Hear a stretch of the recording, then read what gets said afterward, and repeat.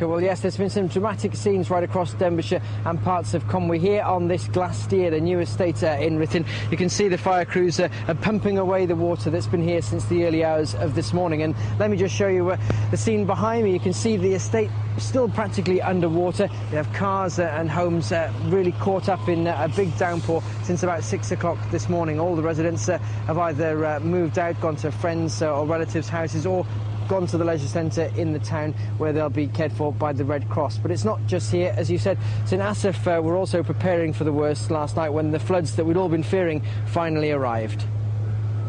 St Asaph's residents watched the water levels rising overnight as the River Elwy reached breaking point. The streets became rivers too, and hundreds of people were urged to leave their homes and head for a leisure centre where the Red Cross has been looking after evacuees. Some grabbed what valuables they could. It was only by morning that the scale of the devastation became clear. We live straight down at the end, towards the left, and it's 2.5 feet, and it's seeping into the house. It's getting quite deep in the kitchen at the back of the house, and my parents are still in there, packing stuff away.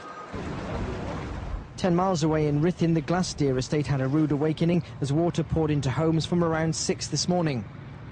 The local postman alerted residents and even helped carry belongings out of harm's way. We were advised to move everything from downstairs to upstairs, which we have done. The water level has continued to rise fairly quickly. Downstairs is completely submerged. We're looking at thousands of pounds worth of damage.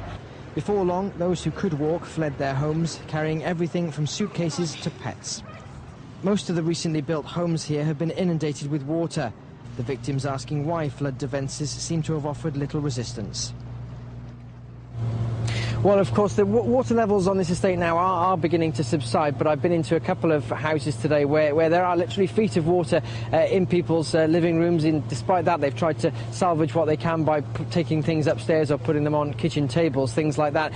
And we've seen scenes of people being rescued by boat, a heavily pregnant woman at one point rescued by members of the fire service in their boat that was here, and people carrying guinea pigs, cats, dogs. It's been incredible, but also people offering to help people who haven't been caught up in this coming down to offer their services, either their vehicles or even just simply making a cup of tea and giving someone a coat and a bit of warmth and helping them dry off, really.